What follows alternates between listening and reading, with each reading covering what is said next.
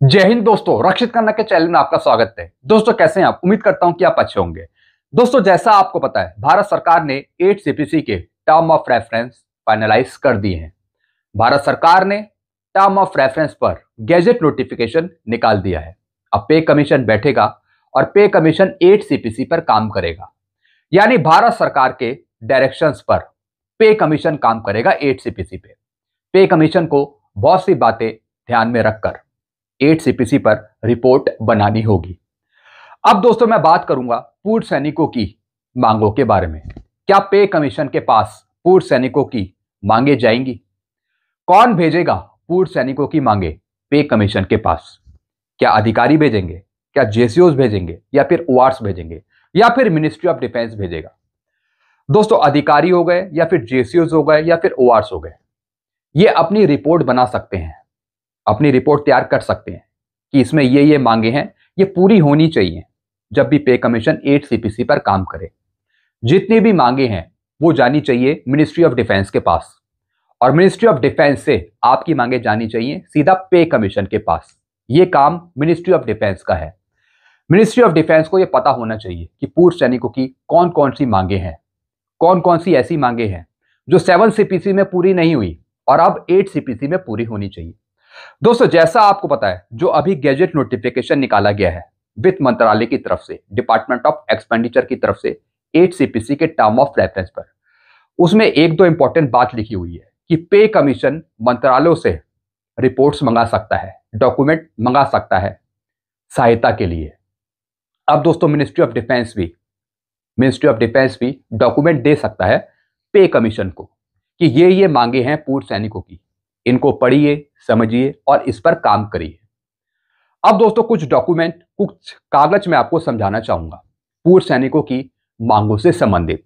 दोस्तों जानकारियों में आगे बढ़ने से पहले एक छोटी सी अपील मैं आपसे करूंगा, और अपील है चैनल सब्सक्राइब की। देखने में आया है काफी ऐसे पेंशनर्स हैं जो पुराने पेंशनर्स हैं और नए पेंशनर्स हैं, वो वीडियो तो देख रहे हैं लेकिन अभी तक उन्होंने चैनल को सब्सक्राइब नहीं किया। ऐसे कितने पेंशनर्स हैं?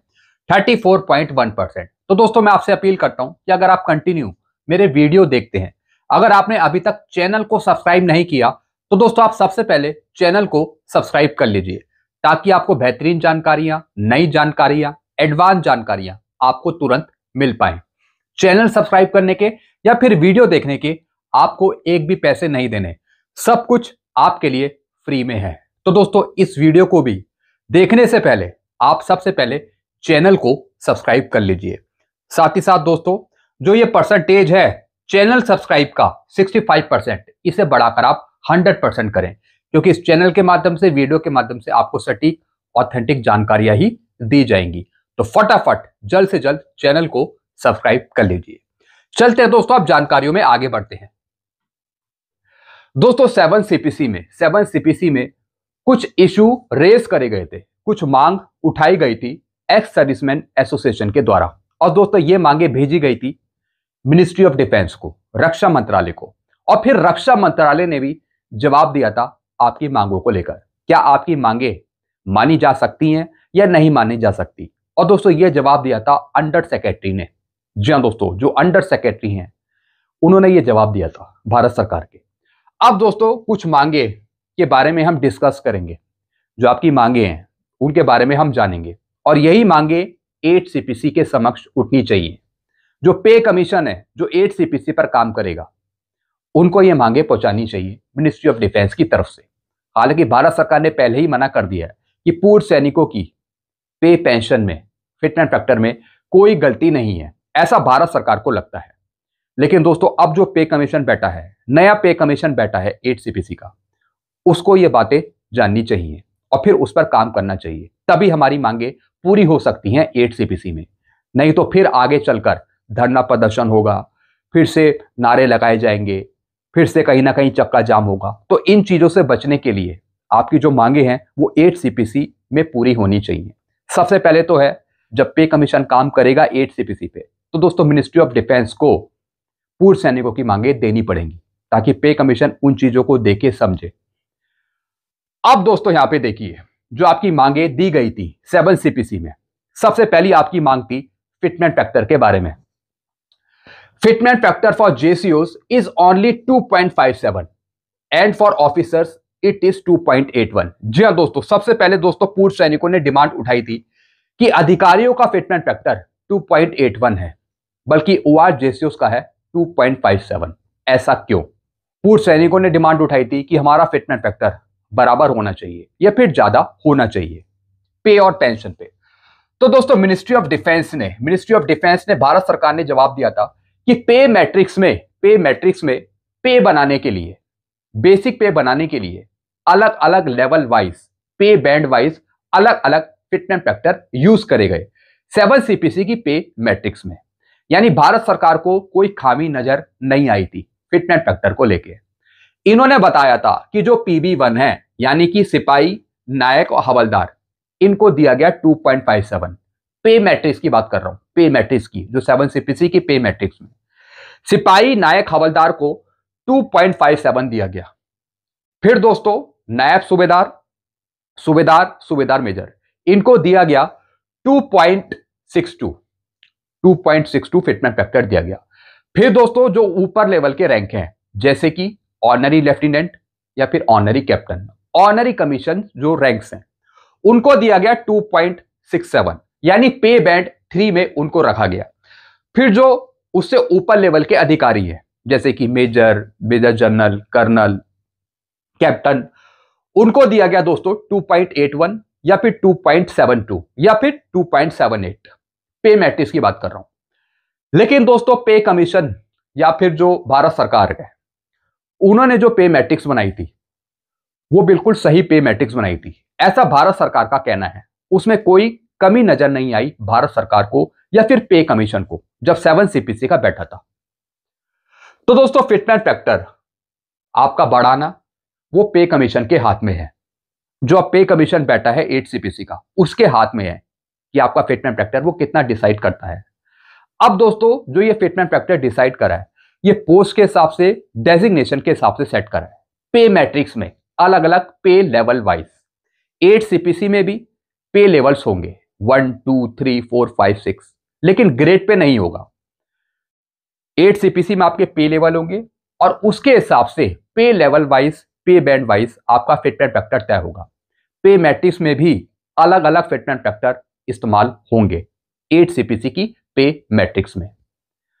दोस्तों ऐसा भारत सरकार ने भी कहा जब मांग सौंपी गई थी फिटमेंट फैक्टर को लेके 7 सीपीसी में, कि जो पे मैट्रिक्स बनाई गई है वो बिल्कुल सही पे मैट्रिक्स है। तो दोस्तों जब 8 सीपीसी पे काम होगा पे कमीशन के द्वारा, तो दोस्तों उसमें फिटमेंट फैक्टर का भी जिक्र होगा कि कितना फिटमेंट फैक्टर डिसाइड किया जाना है। अब दोस्तों फिटमेंट फैक्टर भी दो तरीके का होता है, एक तो पे मैट्रिक्स में काम करता है और एक काम करता है पेंशन पे। पेंशन पे सबको एक ही फिटमेंट फैक्टर दिया जाता है। जितनी भी आपकी बेसिक पेंशन होती है उसे मल्टीप्लाई कर दिया जाता है फिटमेंट फैक्टर से और आपकी पेंशन बढ़ जाती है। लेकिन जहां पे मैट्रिक्स की बात आती है, सैलरी की बात आती है, पे की बात आती है, बेसिक पे की बात आती है, वहां पे मैट्रिक्स में अलग अलग फिटमेंट फैक्टर यूज होते हैं ताकि मिनिमम पे से मैक्सिमम पे बनाई जा सके, वो भी लेवल वाइज। तो दोस्तों वहां पर 8 सीपीसी में अलग अलग फिटमेंट फैक्टर यूज हो सकते हैं, लेकिन बराबर फिटमेंट फैक्टर यहां पे नहीं हो पाएगा। जो आप सोच रहे कि बराबर हो जाए, जो अधिकारियों का फिटमेंट फैक्टर है वो आपको मिल जाए या फिर जो आपका फिटमेंट फैक्टर है वो अधिकारियों को मिल जाए, ऐसा पॉसिबल नहीं है, ऐसा गवर्नमेंट ने भी कहा है। फिर दोस्तों अगला पॉइंट है benefit of OROP not applicable for PMR retiree who got PMR with effect from 1 जुलाई 2014। फिर दोस्तों डिमांड उठाई थी 7 सीपीसी में कि पीएमआर को ओआरओपी दे दी जाए। ये सबसे बड़ा मुद्दा था कि पीएमआर को ओआरओपी नहीं दी जा रही, जो पीएमआर 1 जुलाई 2014 के बाद आए हैं। अब दोस्तों भारत सरकार ने कहा था कि जो भारत सरकार का नोटिफिकेशन था मिनिस्ट्री ऑफ डिफेंस का 7/11/2015 का, तो उसके तहत पीएमआर को ओआरओपी नहीं दी जा रही थी। तो भारत सरकार ने माना कि 1 जुलाई 2014 के बाद जो आए हैं उनको ओआरओपी नहीं मिलेगी। जो 1 जुलाई 2014 तक आए हैं उनके लिए ओआरओपी है, लेकिन जो उसके बाद आए हैं उनको ओआरओपी 2 नहीं मिलेगी, ओआरओपी 3 नहीं मिलेगी। इसके बाद दोस्तों कई कोर्ट केस भी हुए और कोर्ट केस के थ्रू कई पेंशनर्स जीत भी गए जो पीएमआर थे। कोर्ट ने लिख दिया कि पीएमआर को ओआरओपी दी जानी चाहिए, लेकिन भारत सरकार नहीं सुन रही है। अभी तक भारत सरकार ने अभी तक ओआरओपी दी नहीं। कोर्ट के निर्णय भी आ गए, लेकिन भारत सरकार चुप्पी साधे हुए है। अभी रिव्यू पिटीशन पेंडिंग में है कोर्ट में, तो इसलिए वो मामला अभी आगे बढ़ ही नहीं रहा, रुका हुआ है। अब दोस्तों जो ये मुद्दा है, ये पे कमीशन सुलझा सकता है। जी हाँ दोस्तों, और वो भी मिनिस्ट्री ऑफ डिफेंस के कहने पर। पे कमीशन चाहे तो सब कुछ कर सकता है, सब कुछ कर सकता है। तो दोस्तों पीएमआर को ओआरओपी दी जाए, ये पे कमीशन को मैटर सुलझाना पड़ेगा, और ये मुद्दा भी जाएगा पे कमीशन के पास, ताकि पीएमआर को, सभी पीएमआर को ओआरओपी दी जाए। भले ही भारत सरकार कुछ कहती रहे, लेकिन पे कमीशन का काम है कि जो ये विसंगति है इसको ठीक करे और मिनिस्ट्री ऑफ डिफेंस को एक रिपोर्ट सौंपे। लेकिन हालांकि दोस्तों फाइनल भारत सरकार को ही करना है। जब भारत सरकार ने ही कह दिया कि पीएमआर को ओआरओपी नहीं मिलेगी, तो दोस्तों क्या आपको लगता है कि पे कमीशन फिर अब कुछ कर सकता है इस मामले में? ये भी सोचने वाली बात है। लेकिन दोस्तों ये विसंगति है, पे कमीशन को ये चीज देखनी पड़ेगी और अपनी रिपोर्ट में ये चीजें मेंशन करे कि पीएमआर को ओआरओपी दी जाए। लेकिन दोस्तों यहां पर भारत सरकार ने मना कर दिया था, पीएमआर को ओआरओपी नहीं दी जाएगी, जो 1 जुलाई 2014 के बाद आए हैं गवर्नमेंट के नोटिफिकेशन के अनुसार। फिर दोस्तों अगला मुद्दा था इक्वल एमएसपी का। जी हां दोस्तों, ओआरजेसीओस ने कहा कि हमारी मिलिट्री सर्विस पे इक्वल होनी चाहिए अधिकारियों के समान, हमें भी 15,500 मिलनी चाहिए। अब दोस्तों यहां पर भारत सरकार ने कहा कि 6 सीपीसी में जो मिलिट्री सर्विस पे थी वो थी 2,000 रुपए, 2,000 रुपए रिकमेंड करी गई, और उसकी आधी 1,000 रुपए आपको पेंशन पे मिली। 7 सीपीसी में आपकी मिलिट्री सर्विस से बढ़ा दी गई, कितनी कर दी गई? 5,200 ओआरजेसीओस को दी गई, अधिकारियों को दी गई 15,500 और एमएनएस को दी गई 10,800।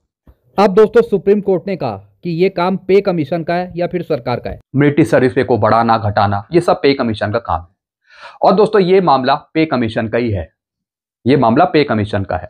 जैसा कि कोर्ट ने भी कहा था कि ये मैटर कहीं ना कहीं सरकार के पास है या फिर पे कमीशन के पास है। तो दोस्तों अब बहुत ही अच्छा मौका है आपकी मिलिट्री सर्विस पे 20,000 से ऊपर बढ़ाने का या फिर 20,000 तक करने का। मैं तो यही चाहता हूं कि आपकी मिलिट्री सर्विस पे आपके रिस्क को देखते हुए ज्यादा हो, सबसे ज्यादा आपको मिलिट्री सर्विस में मिले। अब दोस्तों पे कमीशन बैठेगा, 8 सीपीसी पर काम करेगा, तो मिनिस्ट्री ऑफ डिफेंस को यह रिपोर्ट देनी होगी कि आपकी मिलिट्री सर्विस पे ओआरजेसीओस की सबसे ज्यादा बढ़ाई जाए। अब देखने वाली यह बात है कि मिनिस्ट्री ऑफ डिफेंस क्या ये मांग रखेगा, क्योंकि दोस्तों जो भी हमारी मांगे हैं पूर्व सैनिकों की, वो डायरेक्टली हम पे कमीशन को नहीं भेज सकते। जो भी हमारी मांगे हैं, हमारी मांगे सीधा जाएंगी मिनिस्ट्री ऑफ डिफेंस के पास, रक्षा मंत्रालय से आपकी मांगे जाएंगी सीधा पे कमीशन के पास। तो दोस्तों ये मांग भी होनी चाहिए कि सबसे ज्यादा मिलिट्री सर्विस पे आपको मिले ओआरजेसीओस को, आपके रिस्क को देखते हुए। लेकिन भारत सरकार ने यहां पे मना कर दिया था कि इक्वल एमएसपी यहां पे पॉसिबल नहीं है कि ओआरजेसीओस को अधिकारियों के समान 15,500 दे दी जाए। भारत सरकार ने साफ मना करा है। लेकिन दोस्तों पे कमीशन का काम है ये देखना है कि वो कितनी मिलिट्री सर्विस पे आपकी डिसाइड करता है। फिटमेंट फैक्टर से तो आपकी मिलिट्री सर्विस से बढ़ जाएगी 10,000 के आसपास, लेकिन हमें चाहिए सबसे ज्यादा मिलिट्री सर्विस पे। वो देखने वाली बात होगी कि पे कमीशन क्या रिकमेंड करता है। तो दोस्तों ये मुद्दा भी कहीं ना कहीं पे कमीशन के पास जा पाएगा। फिर दोस्तों एक और मुद्दा रखा था, officers have been more benefit than jawan and honorary rank in fixation of pension under OROP.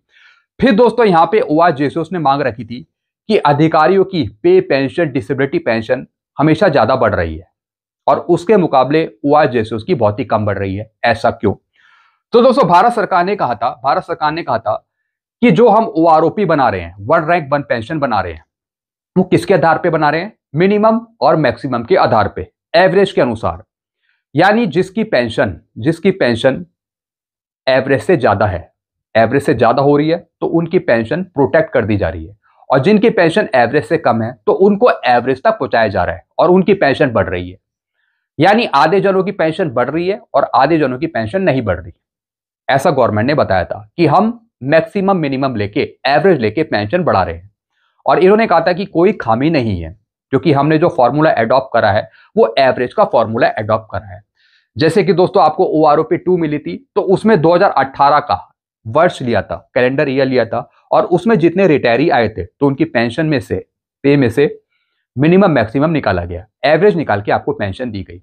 यानी आपकी पेंशन कहीं ना कहीं बढ़ भी रही है और प्रोटेक्ट भी हो रही है। प्रोटेक्ट का मतलब क्या है कि आपकी पेंशन एक जगह रुक गई। अगर एवरेज से ज्यादा जा रही है तो आपको एवरेज पर ही रोकना है, एवरेज से कम जा रही है तो एवरेज तक आपको पहुंचाना है। यानी कुछ की बढ़ रही है, कुछ की नहीं बढ़ रही। तो ये भी दोस्तों हमें लगता है कि ये विसंगति है, लेकिन गवर्नमेंट को लग रहा है ये विसंगति नहीं है, क्योंकि फॉर्मूला ही ऐसा अडॉप्ट किया है कि किसी की पेंशन ज्यादा हो रही है, किसी की कम हो रही है। तो दोस्तों गवर्नमेंट ने बोला कि जो भी हम दे रहे हैं वो सही दे रहे हैं, यहाँ पे पैरिटी नहीं है, कोई डिस्क्रिपेंसी नहीं है, कोई प्रॉब्लम नहीं है पे पेंशन में जवानों की, क्योंकि फॉर्मूला ही ऐसा बनाया गया है। लेकिन हमारी डिमांड है कि फॉर्मूले में मिनिमम मैक्सिमम ना लिया जाए, एवरेज ना लिया जाए, उसकी जगह मैक्सिमम नोशनल दिया जाए, ताकि सबकी पेंशन मैक्सिमम लेवल पे बढ़ सके। हालांकि भारत सरकार ने यह बात अभी तक नहीं मानी है, अभी तक नहीं मानी है, वो एवरेज ही दे रही है, और जब आगे OROP 4 आएगी तभी वो एवरेज ही देगी। ये सबसे बड़ी प्रॉब्लम है। तो दोस्तों ये पे कमीशन का काम है, पे कमीशन का काम है कि इन चीजों को देखे कि जो प्रॉब्लम्स है 7 CPC की पे पेंशन में, उनको ठीक किया जाए, ताकि जो पुरानी प्रॉब्लम चल रही है वो फिर से 8 CPC में आगे कैरी फॉरवर्ड ना हो। तो दोस्तों ये मांग भी कहीं ना कहीं 8 CPC पर जब पे कमीशन काम करेगा तो वहां पर ये मांग पहुंचनी चाहिए कि जो प्रॉब्लम्स हैं उसको दूर किया जाए। फिर दोस्तों यहां पे एक और डिमांड करी थी, request for grant for widow pension equal to service pension. जी हाँ दोस्तों, यहां पे डिमांड करी थी कि जो विडो पेंशन दी जाती है, विडो पेंशन दी जाती है, उसको ज्यादा बढ़ाया जाए। जैसे कि दोस्तों विडो पेंशन बेसिक का 60% हो जाती है आफ्टर 67 ईयर्स, या फिर 7 साल बाद पेंशनर की मृत्यु के बाद से। लेकिन दोस्तों गवर्नमेंट ने बताया कि ये रूल्स है, जो ये रूल्स हैं उसके अकॉर्डिंग ही यहाँ पे विडो पेंशन दी जाती है, इनहेंस पेंशन दी जाती है, या फिर नॉर्मल पेंशन दी जाती है। अब इन्होंने डिमांड उठाई थी कि जो इनहेंस रेट की फैमिली पेंशन मिलती है वो आगे चलकर कम ना हो, यानी जो इनहेंस रेट की मिल रही है 100% का 50% वो हमेशा मिलती रहे जब तक कि वाइफ जिंदा है। और जैसा आपको रूल पता ही है, पेंशनर की मृत्यु की डेट के डेथ के बाद से या तो 67 ईयर्स या फिर 7 साल, दोनों में से जो भी पहले हो, उसके बाद नॉर्मल रेट की फैमिली पेंशन हो जाती है। फिर वो पेंशन कम हो जाती है विडो की, पत्नी की। तो इनका कहना है कि वो कम ना हो, लेकिन गवर्नमेंट ने बताया कि ये रूल्स के आधार पे है, रूल्स के आधार पे है कि एक कुछ टाइम तक बढ़ी हुई पेंशन मिलेगी विडो को, फिर वो कम हो जाएगी। तो उन्होंने बताया कि वो रूल सही है, उसमें कुछ गलत नहीं है। तो दोस्तों ये काम भी पे कमीशन का है, इनहेंस रेट की फैमिली पेंशन को और सालों तक बढ़ाना, ये सब पे कमीशन का काम है। पे कमीशन इन कामों को देखेगा। तो दोस्तों अगर पे कमीशन को लगता है तो इसमें कुछ चीजें रिवाइज हो सकती हैं, विडो पेंशन को लेकर, इनहेंस फैमिली पेंशन को लेकर। जो फैमिली पेंशन मिलती है तो उसके रूल में भी कुछ चेंजेस हो सकते हैं, अगर सही तरीके से डिमांड रखी जाए। क्योंकि दोस्तों जो वाइफ है फिर उसका आगे सर्वाइव करना मुश्किल हो जाता है, क्योंकि बच्चे भी हैं, उनकी पढ़ाई भी है, खर्चा भी है। क्योंकि अगर एक पेंशनर की डेथ हो जाती है, एम्प्लॉय की डेथ हो जाती है, तो पूरा भार पत्नी पे पड़ जाता है। तो दोस्तों बेटर यही है कि पत्नी को जो फैमिली पेंशन दी जाए वो इनहेंस रेट की आजीवन तक दी जाए, हमेशा के लिए फुल पेंशन दी जाए, यानी 50%, कम ना हो आगे चलकर। ये बहुत ही तगड़ा प्रावधान है, तगड़ी मांग है जो ये रखी जानी चाहिए इस पे कमीशन के समक्ष। फिर दोस्तों एक और डिमांड करी थी यहाँ पे, demand for granting equal disability pension to officers and jawan. फिर दोस्तों एक सबसे बड़ी डिमांड करी थी कि जो डिसेबिलिटी पेंशन है उसमें भी अंतर है, जो हमारे ऑफिसर्स हैं वो ज्यादा ले रहे हैं डिसेबिलिटी पेंशन और जवानों की कम है, यानी डिफरेंस है। तो दोस्तों यहाँ पे भारत सरकार ने बताया था कि जो डिसेबिलिटी पेंशन है वो रेट के हिसाब से, स्लैब रेट के हिसाब से डिसाइड करी गई है। अधिकारियों को डिसेबिलिटी पेंशन दी जाती है उनकी बेसिक के आधार पे, क्योंकि उनकी बेसिक ज्यादा है। क्योंकि दोस्तों आपकी जो बेसिक पेंशन है उससे डिसेबिलिटी कैलकुलेट होती है, तो जिसकी सबसे ज्यादा बेसिक पेंशन रहेगी तो ऑटोमेटिकली उसकी पेंशन भी ज्यादा बनेगी, उसकी डिसेबिलिटी पेंशन भी ज्यादा बनेगी। तो दोस्तों उसमें डिफरेंस होने का कोई मतलब नहीं है, वो तो रैंक के हिसाब से और डेजिग्नेशन के हिसाब से और बेसिक पेंशन के हिसाब से, बेसिक पे के हिसाब से वो अपनी डिसेबिलिटी पेंशन ले रहे हैं अधिकारी। ऐसा दोस्तों गवर्नमेंट का कहना है। बाकी जो जवान अपनी डिसेबिलिटी पेंशन ले रहे हैं, चाहे वो 50% ले रहे हो, 75% ले रहे हो, 100% ले रहे हो, वो अपनी बेसिक पेंशन के अनुसार अपनी डिसेबिलिटी पेंशन ले रहे हैं, तो उसमें कोई अंतर का मतलब नहीं बनता, ऐसा गवर्नमेंट ने कहना है, ऐसा गवर्नमेंट ने यहाँ पे बताया। बाकी दोस्तों जब पे कमीशन बैठेगा 8 CPC का, जब वो काम करेगा तो दोस्तों वो बेहतर देखेगा कि उसे क्या लगता है, क्या डिसेबिलिटी पेंशन इक्वल हो सकती है या नहीं हो सकती है।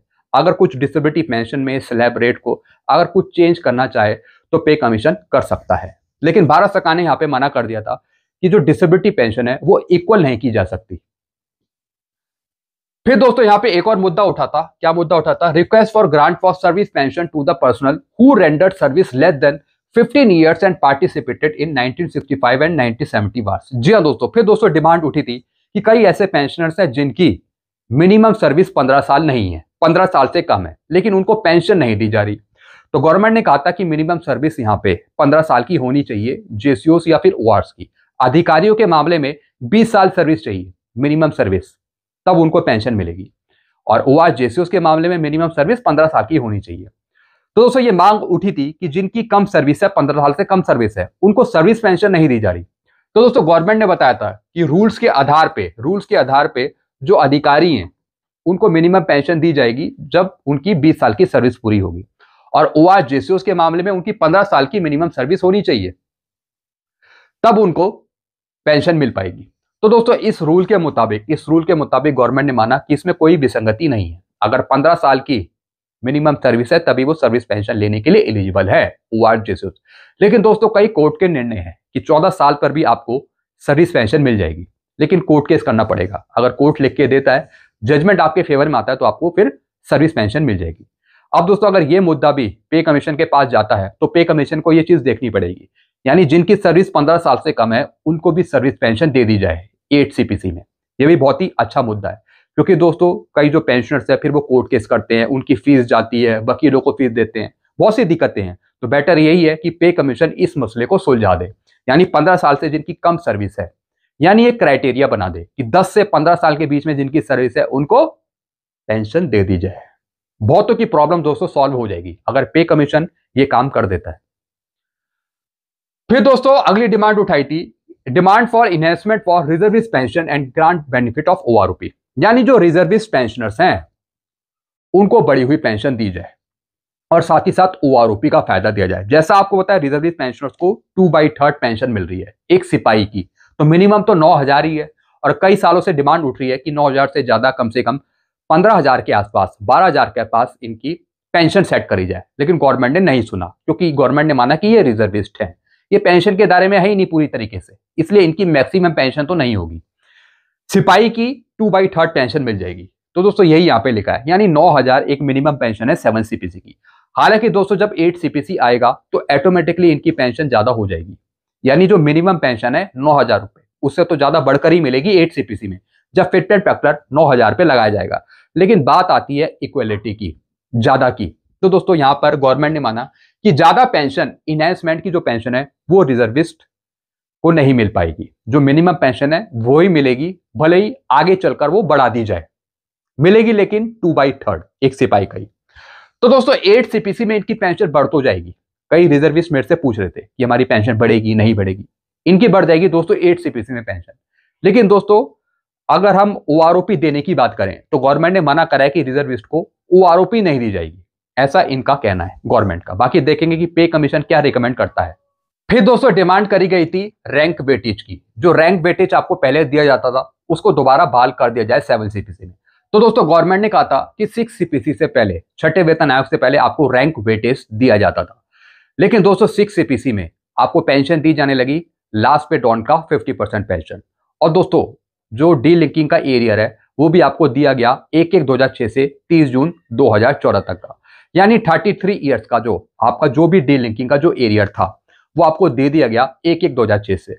लेकिन 7 सीपीसी में भारत सरकार ने माना कि रैंक वेटेज को दोबारा बहाल नहीं किया जा सकता, जो वेटेज सिस्टम है उसको दोबारा बहाल नहीं किया जा सकता, यानी जितनी आपकी क्वालिफाइंग सर्विस है, ग्रुप है, रैंक है, उसी के हिसाब से आपको पेंशन मिलेगी। तो दोस्तों गवर्नमेंट ने यहां पे माना कि कोई गलती नहीं है आपकी पे पेंशन पे, जो रैंक वेटेज है उसको दोबारा बहाल नहीं किया जा सकता। तो दोस्तों ये डिमांड भी कहीं ना कहीं पे कमीशन के समक्ष उठेगी, जो 8 सीपीसी का पे कमीशन बैठेगा और 8 सीपीसी पर काम करेगा। फिर से ये मांग उठेगी कि जो रैंक वेटेज है उसको दोबारा बहाल कर दिया जाए 8 सीपीसी में।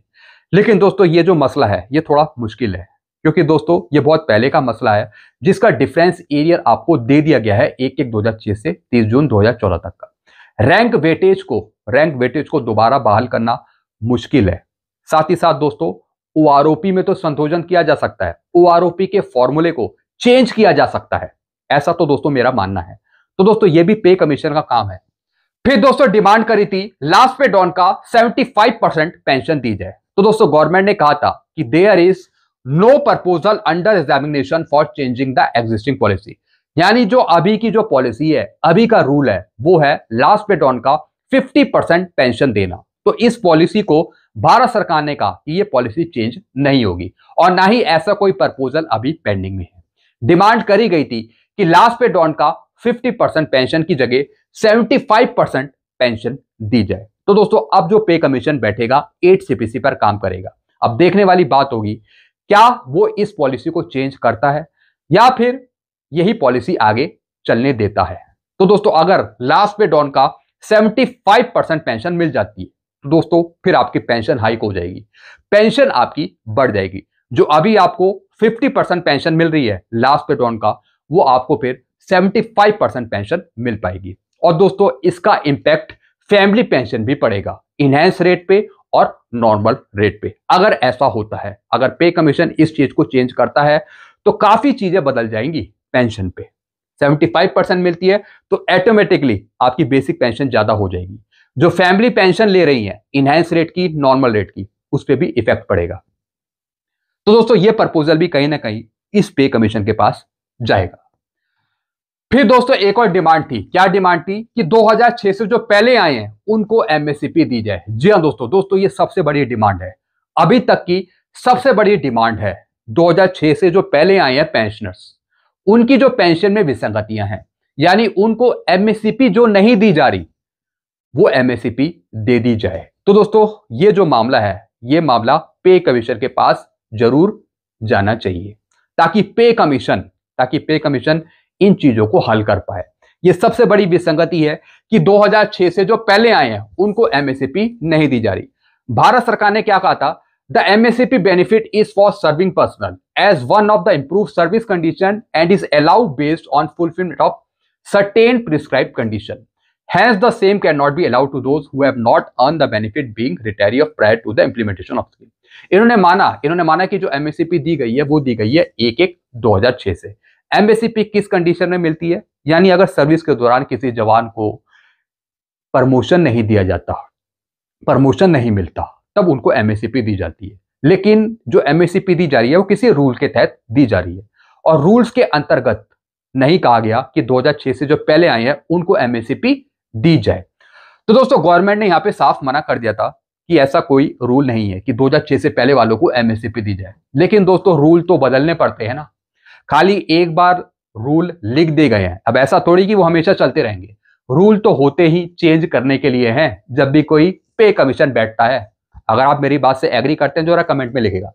रूल इसलिए बने होते हैं ताकि चेंज करे जाए समय समय पर आगे जरूरतों को देखते हुए। ये होना चाहिए दोस्तों। रूल लिख दिया है भले कि 2006 से पहले वालों के लिए एमएससीपी नहीं है, लेकिन अब पे कमीशन बैठ रहा है, इन चीजों को देखे रूल चेंज करे और अलाउ करे कि 2006 से पहले वालों को एमएससीपी दे दी जाए, ताकि जो डिफरेंस क्रिएट हो रहा है 2006 के जो बाद आए हैं उनके लिए और 2006 से जो पहले आए हैं उनके बीच में जो डिफरेंस क्रिएट हो रहा है उनको खत्म किया जाए। यह मसला तभी हल होगा जब 2006 से पहले वालों को एमएससीपी मिलेगी। तो दोस्तों डिफरेंस को खत्म करने के लिए, जो पेंशन में डिफरेंस आ रहा है उसको खत्म करने के लिए 2006 से पहले वालों को एमएससीपी दी जानी चाहिए, ऐसी हम मांग करते हैं। तो दोस्तों ये मांग भी पे कमीशन के समक्ष जा पाएगी, जो 8 सीपीसी पर पे कमीशन काम करेगा, क्योंकि पे कमीशन ही इस मसले को सॉल्व कर सकता है। ये काम मिनिस्ट्री ऑफ डिफेंस का है। मैंने आपको पहले ही बता दिया, मिनिस्ट्री ऑफ डिफेंस को ही प्रपोजल बना के, डॉक्यूमेंट बना के पे कमीशन को सौंपने पड़ेंगे, तब पे कमीशन उस पर कुछ करेगा। खाली मिनिस्ट्री ऑफ डिफेंस अपनी तरफ से कुछ नहीं करेगा, पे कमीशन का काम है, क्योंकि ये एग्जिस्टिंग पॉलिसी है। This is called to be existing policy. तो दोस्तों जो भी ये रूल्स है ये पे कमीशन को देखने पड़ेंगे, चेंज करने पड़ेंगे। फिर दोस्तों implementation of recommendation of OMGC report. क्या ओएमजीसी रिपोर्ट को दोबारा फॉलो किया जा सकता है? Report submitted by OMGC on OROPs under examination in the ministry. दोस्तों ये रिप्लाई बहुत पहले का है। ओएमजीसी रिपोर्ट तो पता नहीं कहां खाई में चली गई, कहीं गड्ढे में चली गई, उसका कुछ अता पता नहीं है। ओएमजीसी रिपोर्ट सामने भी आई थी, लेकिन जो उसमें रिकमेंडेशन लिखी हुई थी वो भारत सरकार ने नहीं मानी, मिनिस्ट्री ऑफ डिफेंस ने नहीं मानी, तो इसलिए हम मानते हैं कि वो रिपोर्ट कहीं खो गई, गायब हो गई वो रिपोर्ट। लेकिन दोस्तों अब रिपोर्ट का, ओएमजीसी रिपोर्ट का अब कोई काम नहीं है। अब तो भैया पे कमीशन बैठ रहा है, पे कमीशन के समक्ष जो भी ये मांगे हैं ये रखी जाएं और इनको सुलझाया जाए। पे कमीशन इन चीजों को देखेगा।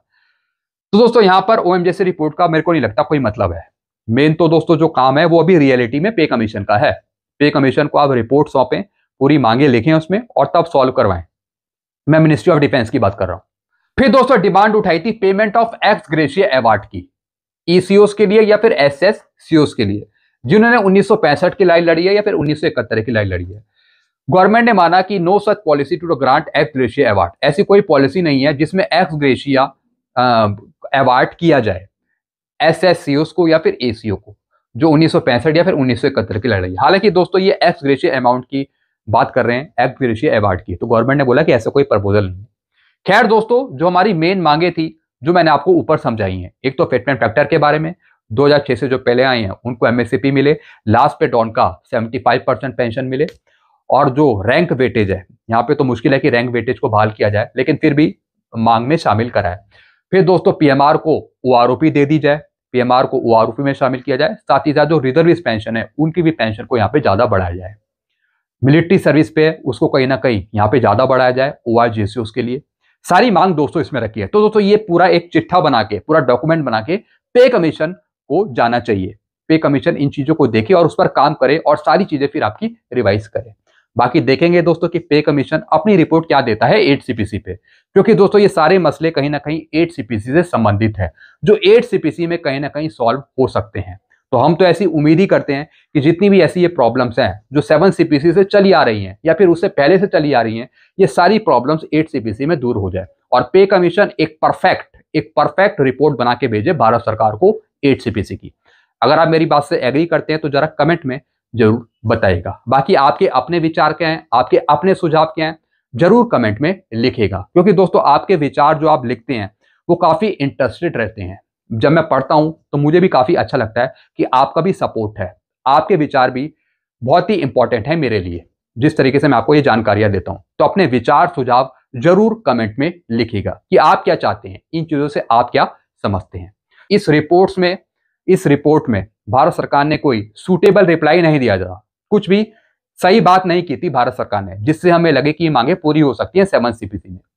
लेकिन हम चाहते हैं कि जो पे कमीशन बैठ रहा है 8CPC का, वो इन चीजों को देखे, समझे और फिर रिवाइज करे। तो दोस्तों बस यही जानकारियां थी जो मैं आपके लिए लेकर आया था। ऐसी जानकारियां आपको मिलती रहेंगी, आपको ऐसी एडवांस जानकारियां, सारी जानकारियां मिलती रहेंगी। तो सारी जानकारियां पाने के लिए आप चैनल से जुड़ सकते हैं, चैनल को सब्सक्राइब कर सकते हैं। चैनल का नाम है Rakshit Khanna. Thank you so much.